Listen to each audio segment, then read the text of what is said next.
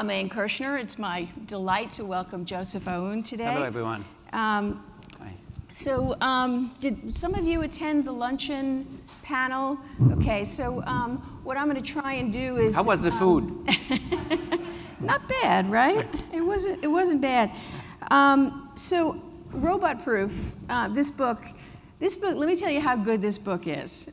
Did you know that if you yellow highlight in your Kindle app and you export it to a note-taking software, Evernote or any of those, that there's actually a limitation to how much they will let you export because of fair use?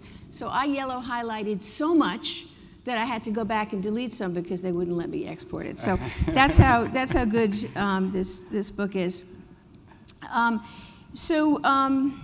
Let's set the context a little bit for Robot Proof. This is not the first big technological disruption that the world has encountered. We've gone through many in previous decades, previous centuries.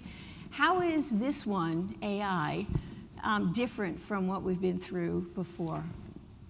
In many ways, it is the same and it is different.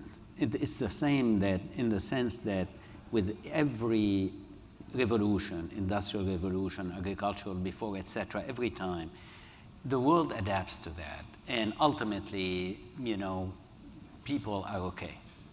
What's happening now that is different is that machines, for the first time, are exceeding the humans, you know, are performing better in some tests. And therefore, they are replacing us. And you can say, but with the Industrial Revolution, the same thing happened. Machines were better. But now we're reaching a level where machines are getting a level of sophistication, a level of a power, even a power of creating other machines. And that is going to make us obsolete on many dimensions. And therefore, the question is always going to be the same. What can we do as humans that machines cannot do? In every revolution, you know, that we face in the last 150 years, that's the same question.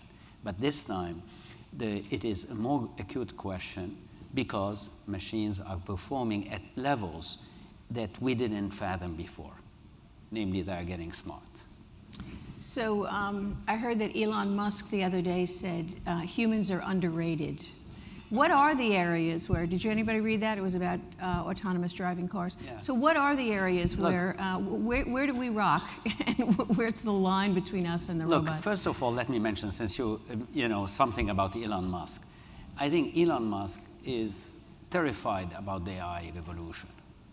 I think he's overdoing it because he wants to regulate that, he wants to constrain that, etc. And I think it's too early. And every time you regulate something, yeah, another country is going to go in another direction and they will take advantage of that. I'm not in favor of this regulation. We're far from reaching a level where it needs to be regulated. That's point one.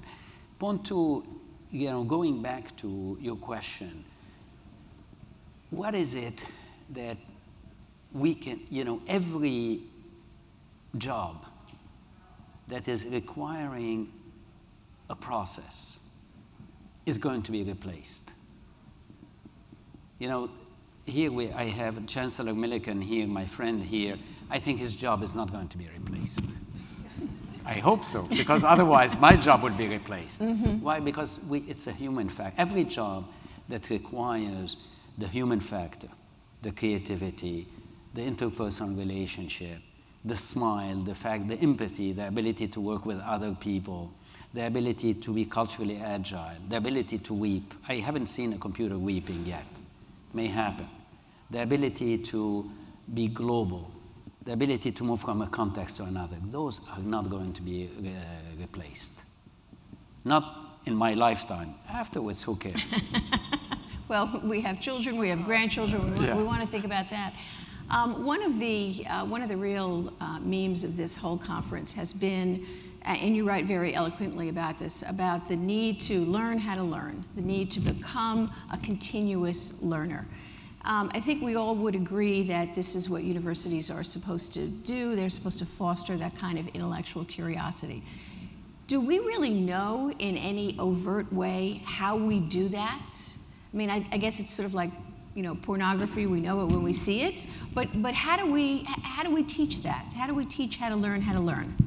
Look, if you look at the American system first, and you compare it to other systems, we are far better than other places because we are allowing students to explore everything. Mm-hmm. You know, in most of the systems in the world, you have to choose from day one whether you want to be an engineer or professor of history or professor of English. Whereas in our system, we start by saying, you can explore. You want to change majors? There's no problem. You want to add a major, another minor? There's no problem. We celebrate that. So the ability to explore is there, but that's not enough. Or is it too much? Do we give students too much choice, particularly first-generation college students who may not have a clear... I think that's a paternalistic point of view. I use paternalistic on purpose, namely not referring to you. But no, those you would say maternalistic. Yeah, so. Those who hold this view are very paternalistic because essentially, how do we know that when something is too much? You know, we are talking a lot in higher education about personalized education. What is personalized education? We're talking a lot about learner-centered education. Learner-centered education means that the learner is at the center, correct? Mm-hmm. Tautologically. Yes. Who are we to say to the learner, oh, that's too much, you cannot explore? Especially when we talk about first generation. Because, I mean, so let's go back to a question. We are well positioned in our US system because we encourage the exploration. However, the limitation we have is that we have created a dichotomy between learning to live and learning to earn a living. So you have a group saying, no, higher education is all about, you know, trying to think, trying to, you know, write well, communicate well, etc. This is great. That's what I'm advocating in the humanics, in the books, namely focus on what we can do that machines cannot do. But also we look down, especially in research universities, on learning to earn a living. Yes. And I think that the opportunity for us is to add another dimension to the exploration, and the dimension is the real world. If you integrate the classroom instruction with the world experience, it allows the learner, it puts the learner at the center of the world. It allows her to understand herself, understand the environment, work with other people, adjust, be in teams, empathize, take this learning back into the classroom and refine her learning. So what I am saying to you in terms of the question they answered is that we are well positioned, but that's a journey that requires us to integrate the classroom experience with the world experience. And that's not easy.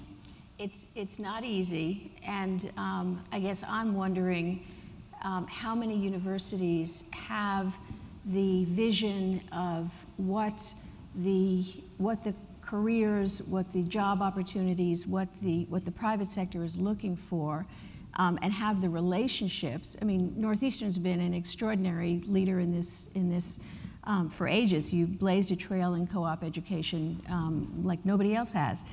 But how do universities, and mostly they're led by people who have never worked outside of universities, and most faculty have never worked outside of the classroom. So how do we build those kind of alliances and break down the barriers? Look, first, I'm going to use a term with humility. Why? Because when you bring the employer to the table, and the employer, incidentally, is they are like us. Namely, they know what they need today.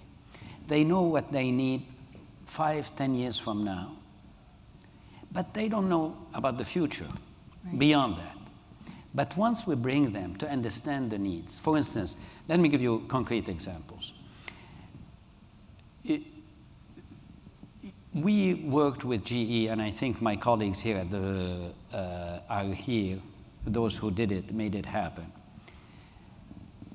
Because GE had needs in advanced manufacturing, nano manufacturing, etc., all the gamut. And their people were becoming obsolete. Right. And so we sat down at the table together, around the table, and we said, what are your needs? They said, this is what we're looking for. So we shaped a program that, with them in mind.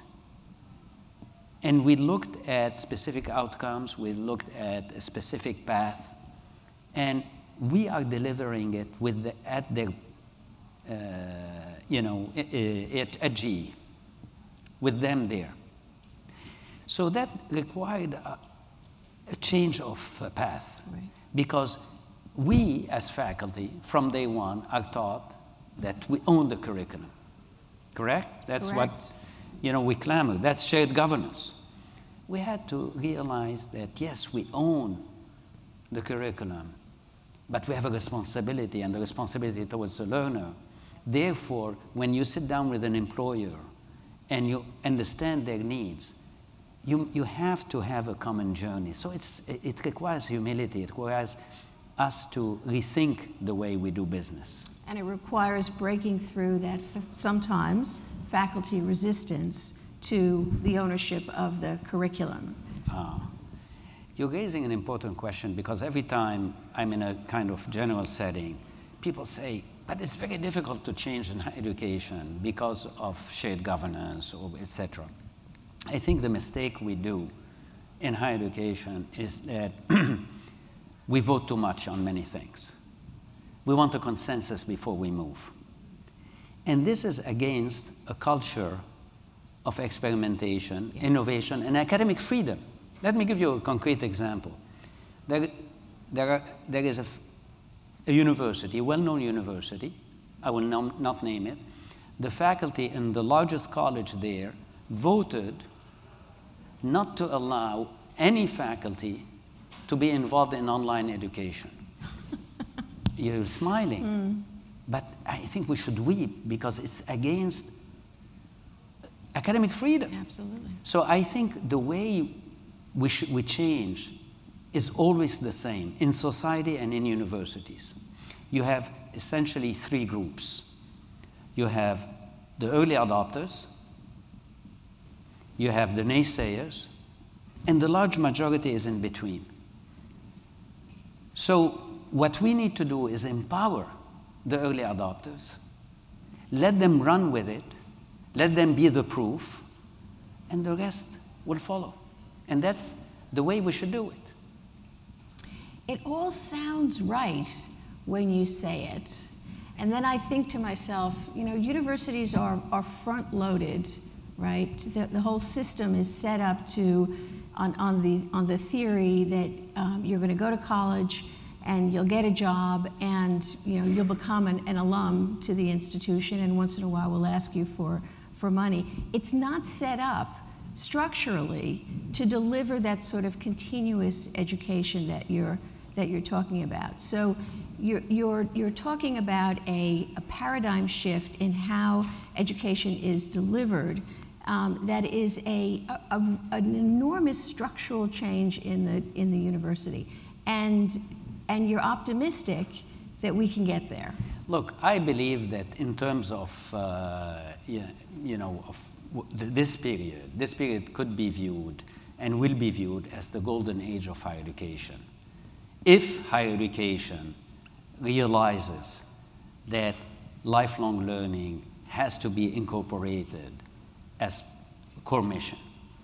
Look, and you read what's happening in terms of the number of undergrads in the nation. It's going down. We're an aging population, except everybody here. We don't age. On the other hand, the number of lifelong learners is already at 68%, and the projection is that within 10 years, it's going to be over 85%. So look at it from this point of view. 85% of the learners are lifelong learners, non-traditional, 17 to 22. And if this is the case, and we ignore it, we ignore it at our peril. Absolutely, absolutely. It's just that universities in general are not market-driven. And so that the opportunity is there seems really clear, and yet in most universities that I know of, the continuing education department is Siberia. Yeah. It is not at the center of Absolutely. the enterprise. Absolutely. So how do we invert that? Listen, you don't try, okay, I'm going to say something to put you on the spot a little bit. Oops. Look. Wait, I'm interviewing him. He can't do that, can he? You're a trustee at Princeton, correct? Correct. Okay, and you're a professor at City University of New York. Correct. Now, Princeton doesn't need to change, okay? A small liberal arts college that doesn't attract students needs to change. That's why you are seeing some that are launching experiential education, that are starting to think about the real world. So ultimately, to ask ourselves, the question is how to operate change. We have to feel the need to change. The wolf needs to be at the door. Existential. Do we have an existential angst or not? And we will be foolish not to have it if we don't have an endowment that will allow us to self-sustain the operation forever. Not every place has this. Therefore, it's a wake-up call for 98% of the institutions. Ignore the largest market and the growing market, and you risk becoming obsolete. I think that even for some of the most competitive institutions, the question is not whether they can fill their classes. They can fill their classes, but will they get the best prepared, most ambitious, most exciting students, or will students vote with their feet and say, I'd like something more flexible, thank you, sir? You know, it's interesting, because I'm a linguist by training, but that's my education, and use the term competitive. You said the most competitive. By definition, they are not competitive if they don't prepare people for the new reality. So I would say the most self-sufficient places risk becoming obsolete because an endowment doesn't make an institution. It's a vision and a strategy that makes an institution. And we're in a period where we have a new world, the AI revolution. Let's wake up and say how we are going to meet it, how we can make people robot-proof, how we can make people thrive in this environment. And it's a lifelong journey, as we said. So when you go around the country and you talk to your peers at other institutions, do they say, oh, Joseph, stop it, you know, this isn't going to happen? Or do they whisper and say, I've got to do this? I mean, are you the lone voice in the wilderness? No, or are you actually, feeling... no. No, actually, I have been, since the publication of this book in October, I have had the opportunity to speak at many institutions. And also, I have been invited to talk to the board also. You know, very prestigious place across the river from us, invited me to talk to the board because everybody's thinking about the future of higher education. And everybody is interested in this. Similarly, I gave presentations in England, at Oxford, etc. And people are interested in that because people are realizing that there is a new world. So I am far from being a lone voice. I think the difference that I see is the existential angst. Do I need to change? And why? You talk a lot about students, the need to become creators rather than just professionals. makes me think about someone I heard recently who said colleges have to decide whether they're educating for the first job or the 10th job. You can't have it both ways.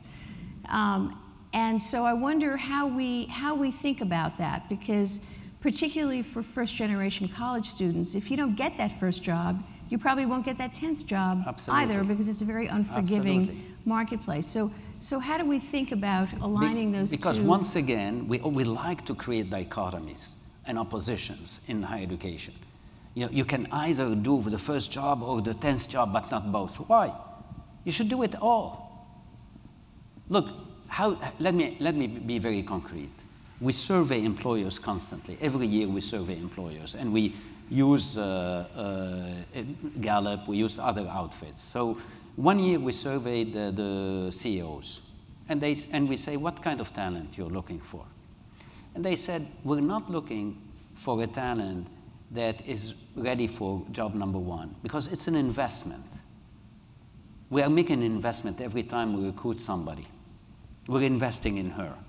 We're looking for people who can be creators, can be innovators, can work with other people, who see opportunities, et cetera, et cetera, et cetera. And they say it, and we publish those results.